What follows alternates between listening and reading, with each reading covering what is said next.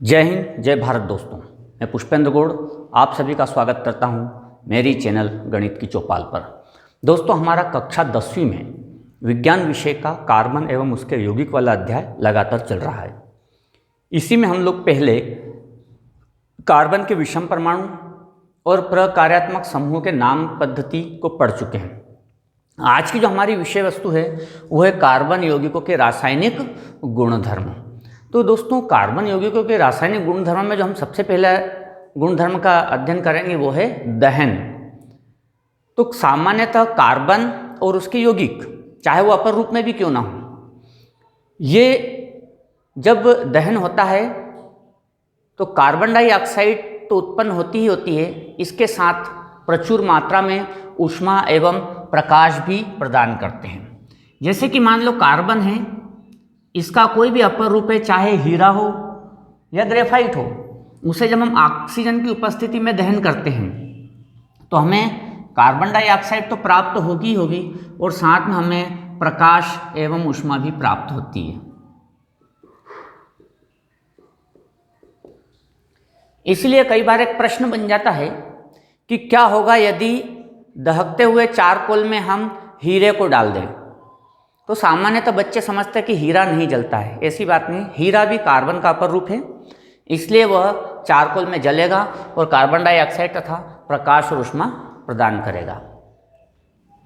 इसी के साथ अगर हम कार्बन के यौगिक की बात करें, यदि उन्हें हम ऑक्सीजन की उपस्थिति में जलाते हैं तो वे भी कार्बन डाइऑक्साइड तो प्रदान करते ही हैं, साथ ही साथ प्रकाश और ऊष्मा प्रचुर मात्रा में प्रदान करते हैं।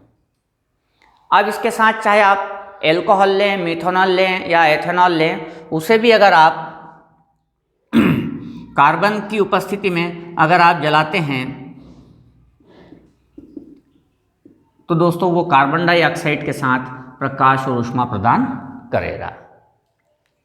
सामान्यतः जो संतृप्त हाइड्रोकार्बन होते हैं वे जब ऑक्सीजन की उपस्थिति में जलाए जाते हैं तो स्वच्छ ज्वाला के साथ जलते हैं, अर्थात धुआं रहित ज्वाला देते हैं। लेकिन असंतृप्त हाइड्रोकार्बन दहन तो करते हैं, लेकिन उसके साथ साथ धुआं भी उत्पन्न होता है और पीली कलर की ज्वाला के साथ वे जलते हैं। कभी कभी ऑक्सीजन की पर्याप्त मात्रा उपलब्ध न होने पर संतृप्त हाइड्रोकार्बन भी धुआं प्रदान करता है। इसलिए दहन के दौरान, संतृप्त हाइड्रोकार्बन के दहन के दौरान पर्याप्त मात्रा में उसको ऑक्सीजन प्राप्त होती रहे, इसलिए आप देखेंगे कि जो हमारा बर्नर होता है या जो हमारा स्टोव होता है उसमें छिद्र रहते हैं ताकि पर्याप्त मात्रा में ऑक्सीजन उपस्थित होती रहे।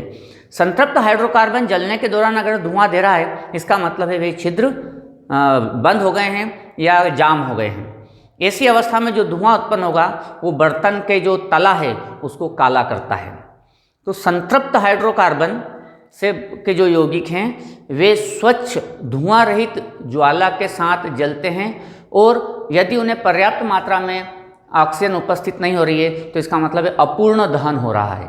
अपूर्ण दहन होने पर ये भी धुआं उत्पन्न करते हैं। लेकिन असंतृप्त हाइड्रोकार्बन हमेशा धुएं के साथ दहन होता है और पीली ज्वाला के साथ वे जलते हैं। दूसरी प्रमुख रासायनिक अभिक्रिया है ऑक्सीकरण। ऑक्सीकरण के बारे में हमने प्रथम अध्याय में पढ़ा है, अपचयन एवं ऑक्सीडेशन, तो उसमें हमने ऑक्सीकरण को पढ़ा था। तो दोस्तों, यहाँ पर भी जब एल्कोहल को गर्म किया जाता है तो वो कार्बोक्सिलिक अम्ल प्रदान करता है। तो यहाँ पर आप देखेंगे यहाँ एक ऑक्सीजन है, यहाँ पर दो ऑक्सीजन हो जाती है, तो हम एल्कोहल को यहाँ पर ऑक्सीकारक कहेंगे। तो फिर ऑक्सीकारक किसे कहते हैं? तो कुछ पदार्थ ऐसे होते हैं जिन्हें ऊष्मा प्रदान की जाए तो वे दूसरे पदार्थ को ऑक्सीजन प्रदान करते हैं। ऐसे पदार्थों को हम ऑक्सीकारक कहते हैं। तो यहाँ पर जब एल्कोहल का ऑक्सीकरण होता है तो ये ऑक्सीकारक के रूप में एक ऑक्सीजन और प्रदान करके कार्बोक्सिलिक अम्ल बनाता है। तो ऑक्सीकरण के संबंध में और ज़्यादा विस्तृत अध्ययन हम प्रथम अध्याय में कर चुके हैं। तीसरी जो रासायनिक अभिक्रिया है कार्बन एवं उसके यौगिक के संबंध में वो है दोस्तों संकलन अभिक्रिया। संकलन अभिक्रिया का अर्थ होता है कि असंतृप्त हाइड्रोकार्बन को संतृप्त हाइड्रोकार्बन में बदलना, या असंतृप्त कार्बनिक यौगिक को संतृप्त कार्बनिक यौगिक में बदलना। तो दोस्तों ये असंतृप्त कार्बनिक यौगिक है, इसको हमने संतृप्त कार्बनिक यौगिक में बदल दिया। यहाँ पर द्विबंध था, अब यहाँ पर द्विबंध नहीं है। इसके लिए उत्प्रेरक का प्रयोग किया जाता है, तो निकेल जैसे उत्प्रेरकों का प्रयोग करके असंतृप्त हाइड्रोकार्बन या असंतृप्त कार्बनिक यौगिकों को संतृप्त कार्बनिक यौगिकों में बदलते हैं। अब दोस्तों ये उत्प्रेरक क्या है, तो सामान्यतः आप उत्प्रेरक के बारे में जानते हैं, लेकिन अगर नहीं भी जानते हैं तो उत्प्रेरक वे पदार्थ होते हैं जो रासायनिक अभिक्रिया की दर को नियंत्रित करते हैं या उनकी दर को प्रभावित करते हैं, लेकिन अभिक्रिया को प्रभावित नहीं करते, केवल उसकी दर को प्रभावित करते हैं। उसकी या तो दर को बढ़ा देते हैं या दर को कम कर देते हैं, लेकिन अभिक्रिया इससे किसी भी तरह से प्रभावित नहीं होती। तो इस प्रकार से यहाँ पर उत्प्रेरक की उपस्थिति में, निकेल जैसे उत्प्रेरक की उपस्थिति में असंतृप्त कार्बनिक यौगिकों को संतृप्त कार्बनिक यौगिकों में बदला जाता है। तो दोस्तों यहाँ पर हम जो वनस्पति वसा है उसको हम असंतृप्त वनस्पति वसा मानते हैं। अब जो जंतु वसा होती है वो संतृप्त वसा होती है। कई बार आप लोगों ने पढ़ा होगा कि वनस्पति तेल स्वास्थ्य के लिए लाभदायक है, या सुनने में आया होगा। ऐसा इसलिए है क्योंकि जो जंतु वसा है उसमें एक विशेष प्रकार का अम्ल पाया जाता है, वो स्वास्थ्य के लिए हानिकारक माना जाता है, लेकिन असंतृप्त वसा में इस तरह का अम्ल नहीं पाया जाता है, इसलिए इसको स्वास्थ्य के लिए लाभदायक माना जाता है। और इस प्रकार से असंतृप्त वसा को हम जब निकेल उत्प्रेरक की उपस्थिति में इसके साथ हाइड्रोजन जुड़ जाता है तो ये संतृप्त हो जाती है, इसलिए इसको संकलन अभिक्रिया कहा जाता है। जो अगला रासायनिक अभिक्रिया है रासायनिक यौगिक की, वो है प्रतिस्थापन अभिक्रिया। दोस्तों सामान्यतः जो संतृप्त हाइड्रोकार्बन हैं वो अनअभिकृत होते हैं या ज़्यादा तीव्र अभिक्रिया या अभिक्रिया नहीं करते हैं। अधिकांश अभिकर्मकों की उपस्थिति में ये कोई अभिक्रिया नहीं करते हैं, लेकिन सूर्य के प्रकाश की उपस्थिति में जो क्लोरीन है वो संतृप्त हाइड्रोकार्बन के साथ हाइड्रोजन को प्रतिस्थापित करती है और हाइड्रोजन का क्लोरीन के साथ संकलन होता है, और क्लोरीन एक एक करके जो संतृप्त कार्बनिक यौगिक या हाइड्रोकार्बन हैं उनसे हाइड्रोजन को हटाती जाती है और स्वयं संकलन करती जाती है।